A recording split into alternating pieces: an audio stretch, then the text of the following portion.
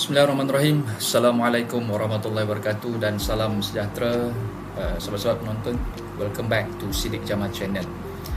Hari ini saya nak ajak untuk kita semua tonton satu video yang bertajuk TVET STEM Tunjang Masa Depan Perindustrian Malaysia. Jadi apa dia punya intipati yang nak disampaikan dalam video ni? Jom kita sama-sama tengok.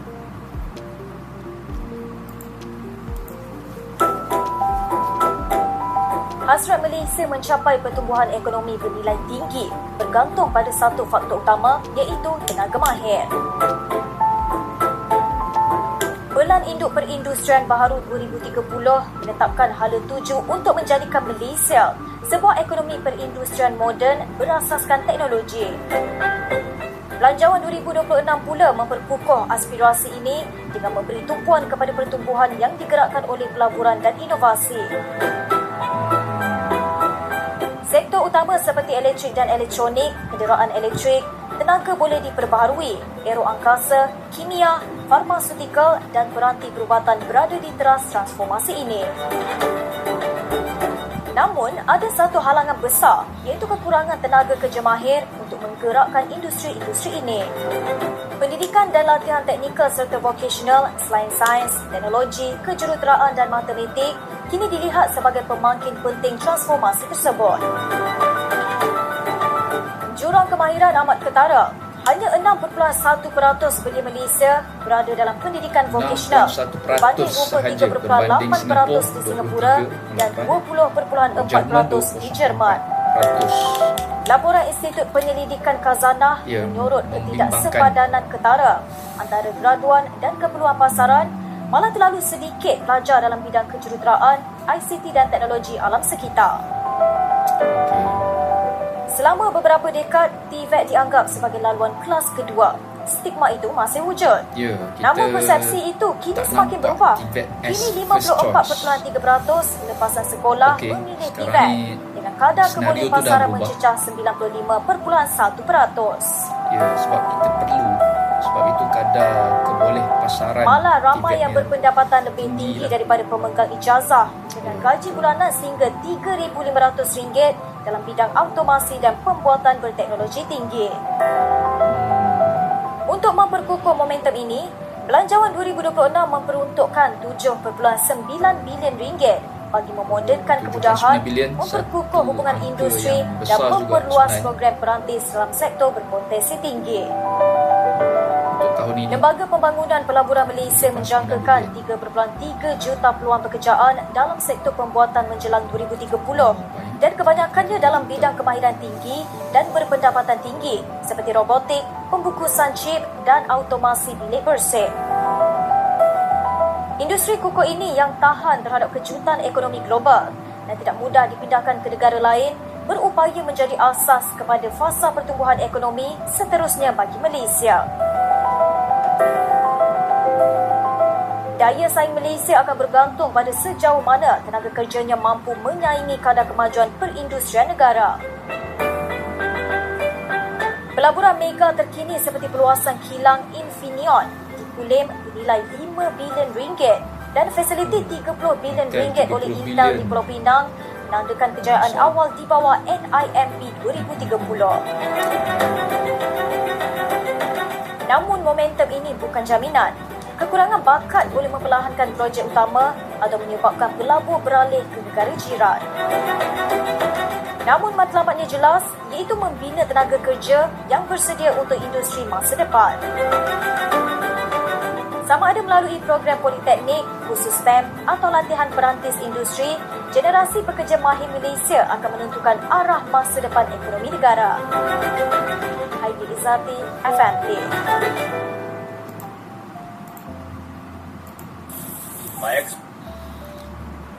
Okey, sahabat-sahabat, itu tadi video berkaitan dengan TVET STEM sebagai tunjang masa depan negara. Ada 3 poin penting yang perlu kita fahami sebagai rakyat Malaysia. Okey, yang pertama, sekarang ini Malaysia kita sedang menuju sebuah negara bujurannya 2026 hingga 2030 ini ada satu plan transformasi yang dinamakan sebagai NIMP, plan transformasi industri barulah bagi Malaysia. Dan dalam plan ini aimnya adalah untuk menjadikan negara kita ni sebagai satu hub industri berteknologi tinggi, dan ini selari dan juga sejajarlah dengan perkembangan teknologi zaman sekarang. Dan kalau kita boleh pegang teknologi tinggi ini, kita menjadi satu hub yang menyediakan kemudahan untuk syarikat-syarikat besar macam tadi Intel ada datang melabur dan sebagainya. Jadi Malaysia ni, kita ni secara tak langsung kita akan jadi sebuah negara yang semakin majulah. Ekonomi kita akan semakin berkembang dan semakin kukuh. Itu lebih kurang. Tapi perkara yang keduanya, ini timbul satu masalah besar di saat kita nak sasar jadi satu hub industri yang menarik lebih ramai pelabur asing. Tapi kalau kita boleh sediakan fasiliti, kemudahan itu dari segi adanya kapasiti untuk membina bangunan, untuk pastikan kilang-kilang dapat berjalan dengan baik, tetapi tetap secara faktanya kita punya keraduan ataupun pelajar-pelajar yang memilih bidang TVET ini tak ramai, hanya 6.1%. Sangat jauh berbanding dengan Singapura tadi, Jerman dan banyak lagi negara-negara membangun yang lain yang juga fokus kepada TVET ini. Meninggal kita jauh dari segi angka tersebut. Jadi ini satu kerisauan dan kebimbangan yang mana disebabkan oleh stigma kita. Stigma. Ya, memang betul. Bila habis SPM sebagai contoh di Malaysia, kita nak pergi terus kepada ijazah, sedangkan bidang TVET ini lebih bersifat kemahiran yang fokus kepada sijil-sijil kemahiran dan juga diploma-diploma dalam kemahiran. Maksudnya dari segi pembelajaran less theoretical lah, more on practical. Dan disebabkan stigma itu, ramai rakyat Malaysia lah, kita dulu ada stigma yang TVET ini bila diploma sijil dia pilihan yang kedua. So kita pergi dulu pada degree, sedangkan bidang-bidang degree ini lebih kepada bidang yang bukan TVET. So itulah yang mengakibatkan kekurangan tenaga kerja dalam TVET sekarang ni. So yang ketiga, so apa yang kita nak kena buat sekarang ni adalah apabila unjuran dalam NIMP 2030 ni nanti, ada 3.3 juta peluang pekerjaan. So saya sebagai TVET trainer, saya pun nak buka minda dan mata kita. Sebab sekarang ini so far graduan TVET yang pernah saya didik dan saya ajar, mereka bergaji lebih besar apabila lepas graduan disebabkan oleh kemahiran. Itu yang penting. Mostly 2.4 ribu gaji starting.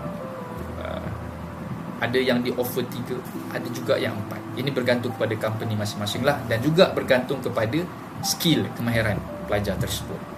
Okey, peluang pekerjaan banyak, tapi kalau kita sebagai rakyat Malaysia, kalau ada ibu bapa di sana, ada pelajar-pelajar lepasan SPM, sekolah rendah dan sebagainya, so ambillah peluang ini, sahutlah seruan daripada kerajaan ini, seruan yang tak langsung untuk kita masuk ke bidang TVET, dan kita jadi tunjang utama yang membangunkan negara kita nanti di masa hadapan.